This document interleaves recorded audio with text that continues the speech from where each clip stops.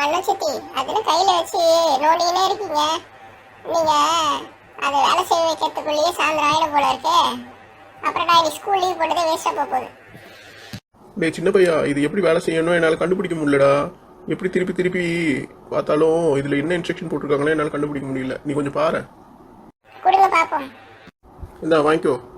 பாத்துடா, ஏதாவது ஏடா கூடமா அமுக்கி எசுக்கு பிசுக்கு ஆகிட போகுது. இங்க என்ன பெரிய பட்டன் இருக்குது, இதை அமைக்கி பார்க்கலாமா? ஏய், இந்த மிஷின் ஒர்க் ஆகுதுடா. சரி, நீங்க டான்ஸ் ஆடுறது போதும். இங்க வாங்க. இந்த பேப்பர்ல நம்ம எந்த வருஷத்துக்கு போகணும், எந்த இடத்துக்கு போகணும்ட்டு லொகேஷன் கேக்குது. அதை நம்ம கரெக்டா ப்ரெஸ் பண்ணிட்டோம்னு வச்சுக்கோங்க, நம்ம அந்த இடத்துக்கு போயிடுவோம். உனக்கு எப்படா தெரியும்? நான் எத்தனை படத்துல பார்த்துருக்கேன். வாங்க, சீக்கிரம் வந்து ப்ரெஸ் பண்ணுங்க. நம்ம 1985 போகலாம்டா. அந்த டைம்லலாம் நிறைய ஓல்டு 100 ருபீஸ் நோட்ஸ் யூஸ் பண்ணுவாங்க. என்கிட்ட அது நிறையவே இருக்கு. ஓல்டு 100 ருபீஸ் நோட் இருக்கிறதுனால எதுக்கு நம்ம 1985 போகணும்? அதுக்கு முன்னாடி கூட போகலாமே, ராஜா காலத்துக்கு போகலாமா? அப்போல்லாம் போகணுன்னு வச்சுக்கோயே, நம்ம கிட்ட பணம் இருக்காது.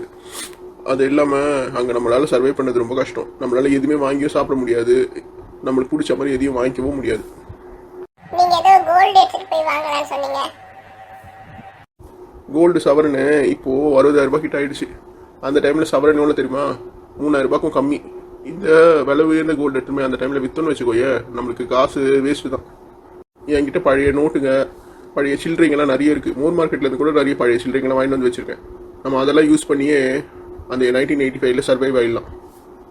சரி, அப்ப நான் என்டர் பண்ணிடுறேன். ஓகேடா, வாங்க, இந்த மிஷினை டச் பண்ணுங்க. அப்பதான் நம்ம ரெண்டு பேரும் போவோம், இல்லைன்னா நான் மட்டும் தான் போவேன். ஓகே. அண்ணா சித்தி, நிஜமாவே இந்த டைம் மிஷின் ஒர்க் ஆயிருக்கு. நம்ம வேற ஏதோ ஒரு இடத்துல வந்திருக்கோம் பாருங்க. ஆமாண்டா, இது பூஞ்சோலை கிராமம் 1985 காமிக்குதுடா. சோலை மட்டும் தான் இருக்குது, கிராமத்தை காணுமே. ஜனங்கள் எல்லாம் எங்க போய் பாக்குறது? நம்ம ஏதாவது தீவுக்கு வந்துட்டோமா? ஏய், அப்போல்லாம் ஊரில் ஜனங்கள்லாம் கம்மியாக தான் இருப்பாங்க. இது மாதிரி செடி கொழிங்க, குட்டை, ஆறு இதெல்லாம் தான் நிறைய இருக்கும். வீடுங்கள்லாம் ரொம்ப கம்மியாக இருக்கும். இப்போ தான் ஜனங்க ஜாஸ்தி ஆகிட்டாங்க. இந்த மாதிரி இடத்தெல்லாம் அழிச்சு வீடு கட்டிட்டாங்க. இந்த இடம் பார்க்க ரொம்ப அழகா இருக்கு சித்தி. ஆமாண்டா, இந்த இடத்தெல்லாம் பார்க்கும்போது எனக்கு பழைய ஞாபகம் வருது. நான்லாம் சின்ன பிள்ளையா இருக்கும்போது இந்த மாதிரி நிறைய இடங்க இருந்தது. இப்போ இதெல்லாம் இடிச்சு தான் ஃப்ளாட்ஸ் கட்டிட்டாங்க. எனக்கு இந்த மாதிரி தனியா நிக்கிறதுக்கு கொஞ்சம் பயமா இருக்கு. வாங்க, நம்ம ஊருக்குள்ள போய் ஜனங்களை எல்லாம் பார்க்கலாம். டேய், நம்ம வேற டைம்லேருந்து வந்திருக்கோம்ல. இந்த ஊரில் இருக்க மக்களுக்கு நம்ம பேசுறது வித்தியாசமாக தெரியும். நம்ம போட்டிருக்க ட்ரெஸ்ஸுங்க, நம்ம நடை உடை எல்லாமே அவங்களுக்கு வித்தியாசமாக தெரியும். அதனால ஈஸியாக நம்ம வேற எங்கேருந்து வந்திருக்கோம்னு கண்டுபிடிச்சிடுவாங்க. அது தெரியாத மாதிரி இந்த பீப்புளோட நம்மளும் பிளெண்ட் ஆகி அவங்க கூட ஒன்றா சேர்ந்து வாழ்ந்தாதான் நம்ம இந்த ஊரில் வாழ முடியும். சரியா? எனக்கு இதெல்லாம் சொல்லி தரணுமா சித்தி? நான் பார்த்துக்கிறேன், வாங்க. அப்புறம் இந்த டைம் மிஷினை உன் பேக்குள்ள பத்திரமா வச்சுக்கோ. இது இல்லைன்னா நம்மளால திரும்பி நம்ம ஊருக்கு போக முடியாது. அப்புறம் நம்ம இந்த டைம் லைன்லேயே மாட்டிப்போம். ஐயோ, அது வேற இருக்குல்ல. சரி கொடுங்க, நான் பத்திரமா பேக்குள்ள வச்சுக்கிறேன். டேய், பசிக்குதுன்னா ஸ்நாக்ஸ் இருந்தால் கூடண்டா. கொடுங்க, பேக்ல வச்சுட்டு உங்களுக்கு ஸ்நாக்ஸ் தரேன்.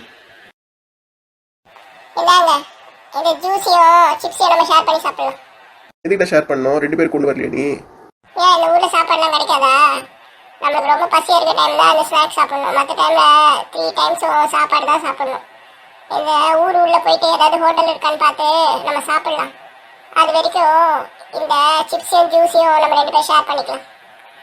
அதுவும் இது சின்ன பேக், இதுல 10 அளவுக்கு தான் நான் ஸ்நாக்ஸ் கொண்டு வந்திருக்கேன். வெயிட்டை தூக்கிட்டு வரதா இவ்வளவு தூரம். சரிடா, கொடு. நம்ம ஊருக்குள்ள போய் ஏதாவது ஹோட்டல் இருக்கான்னு பார்த்து சாப்பிடலாம். நம்மளும் இவ்வளோ நேரமாக சுற்றிட்டு இருக்கோம். இந்த ஊரில் ஒரு ஆளை கூட காணும். ஒரு வேளை காலையிலே எல்லாரும் வயல் வேலைக்கு போயிட்டு இருப்பாங்களோ? அப்பாடி, 3 நாள் சரக்கு வச்சுட்டு இருந்தோம் வயிற்றுக்குள்ள. இன்னைக்கு தான் இறக்கணும்.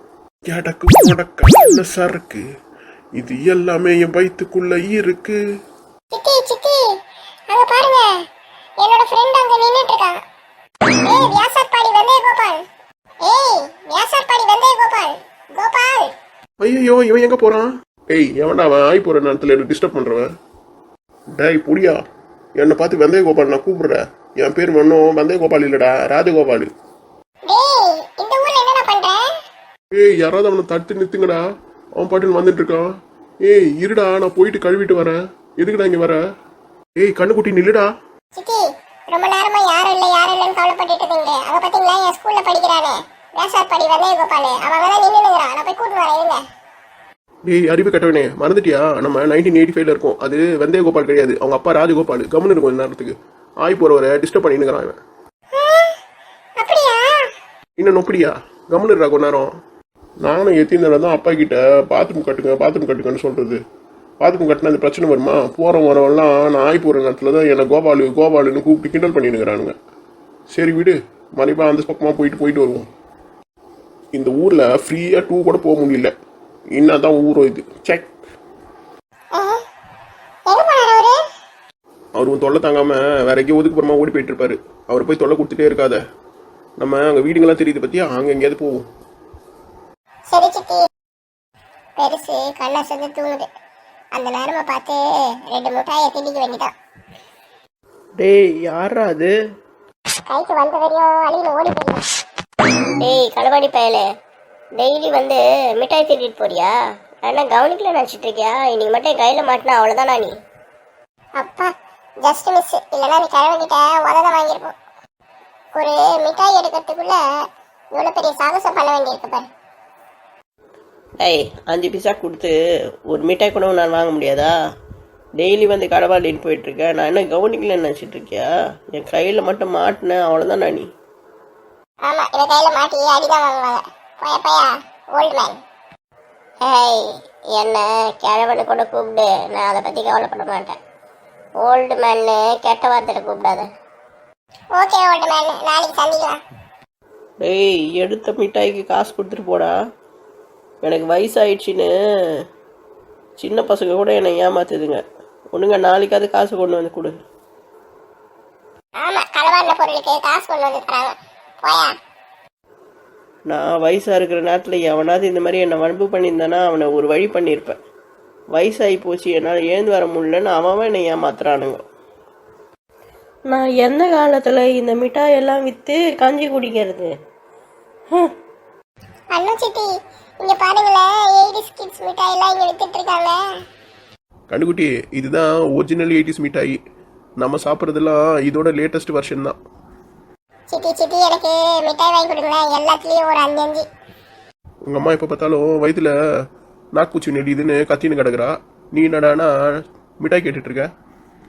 சித்தி, நான் ஒன்றும் இதெல்லாம் தனியாக உட்காந்து சாப்பிட மாட்டேன். வீட்டுக்கு போனோன்னே ரோஸ்மேரிக்கு கொஞ்சம் கொடுப்பேன், அப்புறம் அம்மா அப்பாவுக்கு கொடுப்பேன். மிச்சம் மீதி இருந்துச்சுன்னா என் ஸ்கூல் ஃப்ரெண்ட்ஸ்க்குலாம் கொடுப்பேன்.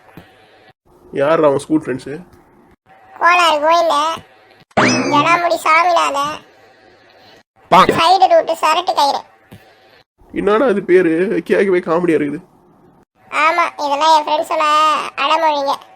சரி, அதை விடுங்க, மிட்டாய் வாங்கி கொடுங்க, நேரம் வேற ஆகுது. சரி வா. தாத்தா, இது என்ன கலர் கலராக வித்துன்னு இருக்கீங்களே, இது மிட்டாய்க்கெலாம் என்ன பேர்? எவ்வளோ விலைன்னு சொல்லுங்க. ஏமா நீ பார்க்கறதுக்கு ஏதோ வேற ஊர்லேருந்து வந்த மாதிரி இருக்கிற. வெளிநாட்டிலேருந்து வந்துக்கிறீங்களா? அப்படிலாம் ஒன்றும் இல்லை தாத்தா, பக்கத்து ஊர்லேருந்து தான் வந்துக்கிறோம். சும்மா இந்த ஊரை சுற்றி பார்க்கலான்னு வந்தோம். என்னது ஊரை சுற்றி பார்க்க வந்தியா? இந்த ஊரில் 4 கேள்வி கட்டிங்களும் 8 இட்டு போனதுங்களும் தான் கிடக்குது. அதை விட்டா செடியும் கொடியும் கிடக்குது. இதை பார்க்கறதுக்கு நான் வெளியூர்லேருந்து வந்தேன். எங்கள் ஊரில் அது கூட இல்லை தாத்தா. அதான் சும்மா லீவ் டைமில் பிக்னிக் போகலான்னு என் பையன் கூட இந்த ஊர் பக்கம் வந்தேன். சரி, பேசினே இருக்கிறீங்களே, வியாபாரம் பண்ணுங்க. இந்த மிட்டாயெல்லாம் என்ன வேலை சொன்னால் நான் வாங்கிப்பேன்ல. நீயே பார்த்து எடுத்துக்கம்மா. குச்சி மிட்டாய் இருக்குது, மிளகா மிட்டாய் இருக்குது, எடை மிட்டாய் இருக்குது, அப்பளம் வச்சுக்கிறேன், பான் மிட்டாய் இருக்குது, சிகரெட் மிட்டாய் இருக்குது, கயிறு மிட்டாய் இருக்குது, எல்லாம் இருக்குது. உனக்கு என்ன வேணுமோ எடுத்துக்கோ. ஒரு மிட்டாய் விலை 5 பைசா, அது கம்மியாக நான் கொடுக்க மாட்டேன். சித்தி, இவரு 5 பைசான்னு சொல்றாரு, நம்ம கிட்ட 5 பைசாலாம் கிடையாது. அதை பற்றி என்ன கவலைப்படுற? ₹1 ஆகிற அளவுக்கு மிட்டாய் எடுத்துக்கோ. வேறு வழி இல்லை, இல்லைனா இவருக்கு நம்ம காசே கொடுக்க முடியாது. 5 பைசா மிட்டாய ₹1 ஆக்கணும்னா எவ்வளோ மிட்டாய் எடுக்கணும்னு எனக்கு தெரியலையே. மற்றதெல்லாம் நல்லா வக்கனையாக பேசு. இது கூட தெரியல. கால்குலேட்டர் எடுத்து மறந்துட்டேன். இப்போ எப்படி கால்குலேஷன் போடுறது? உங்களுக்கு ரொம்ப தெரிஞ்ச மாதிரி எனக்கு என்ன பண்ணுறீங்களா? சரி, ஒரு குத்து மதிப்பாக எடுப்போம், அவரே கணக்கு போட்டு சொல்லிடுவார். என்னது இது மாற்றி மாற்றி பேசிட்டீங்களே தவிர ரெண்டும் ஒரு மிட்டாய் கூட வாங்க மாட்டேதுங்க. ஒருவேளை இதுகளும் களவாணி குரூப்பை சேர்ந்து தான் இருக்குமோ? தாத்தா, எல்லா மிட்டாயிலையும் 10 போட்டு கட்டி கொடுத்துருங்க. எவ்வளோ ஆச்சோ சொல்லுங்கள், நாங்கள் காசு கொடுத்துட்றோம். ஏம்மா இங்கே நிறைய மிட்டாய் இருக்குதம்மா. எல்லாத்துலையும் 10 10 போட்டா ஜாஸ்தி விலை வந்துடும், பரவாயில்லையா? தாத்தா எவ்வளோ வந்தாலும் பரவாயில்ல, எங்கள் அம்மா காசு கொடுப்பாங்க, நீங்கள் கவலைப்படாதீங்க.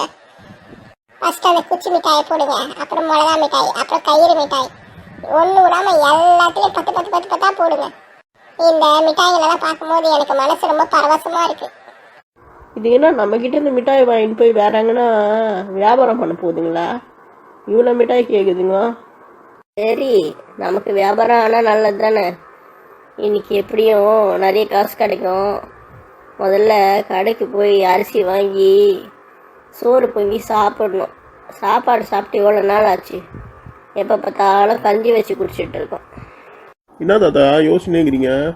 எல்லா மிட்டாயும் பேப்பரில் போட்டு கட்டி கொடுங்க, எங்களுக்கு நேரம் ஆகுதுல்ல. இந்த போட்டு தரமா? அண்ணா சித்தி, ஒரு விஷயத்தை கவனிச்சிங்களா? அவர் எதுவுமே பிளாஸ்டிக்கில் போடாமல் எல்லாம் பேப்பர்லேயே கட்டி கொடுக்குறாரு பாருங்க. ஆமாண்டா, அந்த காலத்துலலாம் பேப்பரில் தான் கொடுப்பாங்க. இப்போ தான் இந்த பிளாஸ்டிக் கவர் நிறைய வந்துருச்சு. எல்லாம் சேர்த்து கணக்கு போட்டுட்டேன், ₹1 ஆயிடுச்சுமா. ₹1 தானே? பரவாயில்ல, இந்தாங்க வச்சுக்கோங்க. ஆஹா, ₹1 இவ்வளோ மிட்டாயா? ஐயோ ஐயோ, என்னால் நம்பவே முடியல. குடுமா, நீ தாம்மா இன்னைக்கு முதல் போனி. இன்னைக்கு வியாபாரம் நல்லா நடக்கணும். இந்தா மிட்டாய் வாங்கிக்கோ. இந்தா கண்ணுக்குட்டி, நீ கேட்ட மிட்டாயி. வா, நம்ம இங்கேருந்து கிளம்புவோம். தாத்தா, நீங்க மிட்டாய் மட்டும் தான் விற்பீங்களா? குட்டி பசங்களுக்கு டாய்ஸ்லாம் விற்க மாட்டீங்களா? நான் சனிக்கிழமை ஞாயிற்றுக்கிழமை தான்ப்பா டாய்ஸ்லாம் கொண்டு வந்து வைப்பேன். இப்போல்லாம் மிட்டாய் தான் வாங்கிட்டு வருவேன். ஏன்னா சாயந்தரம் ஸ்கூல் பசங்கள்லாம் இந்த வழியே போவாங்க, அவங்க நிறைய இந்த மிட்டாய்க்கு தான் வாங்கி சாப்பிடுவாங்க. சித்தி, நம்ம சனிக்கிழமையே இங்கே வரலாமா? டேய், என்னடா நினச்சிட்டு இருக்க? ஏதோ இது பிக்னிக் ஸ்பாட் மாதிரி வந்து போகலான்ற.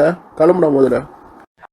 மக்களே, உங்களுக்கு எங்கள் வீடியோஸ்லாம் பிடிச்சிருந்துச்சுன்னா இந்த வீடியோவுக்கு லைக் போடுங்க. ஏதாவது உங்களோட கருத்துக்கள் இருந்தால் அதெல்லாம் கமெண்ட்ஸில் போடுங்க. உங்கள் ஃப்ரெண்ட்ஸுக்கெல்லாம் எங்கள் வீடியோ ஷேர் பண்ணுங்கள். உங்களால் முடிஞ்சிச்சுன்னா உங்கள் ஊரில் இருக்க சின்ன சின்ன வியாபாரிங்க கிட்டலாம் பொருட்கள் வாங்குங்க. ஆனால் ரொம்ப பேரம் பேசாதீங்க, அவங்களுக்கு வர லாபமே ரொம்ப கம்மி தான். அதுலேயும் நீங்கள் பேரம் பேசி அந்த காசை வாங்கிட்டீங்கன்னா அவங்களுக்கு வாழ்வாதாரம் ரொம்ப கஷ்டமாக இருக்கும். போயிட்டு வரேன் பேர பிள்ளைங்களா. பாய் பாய்.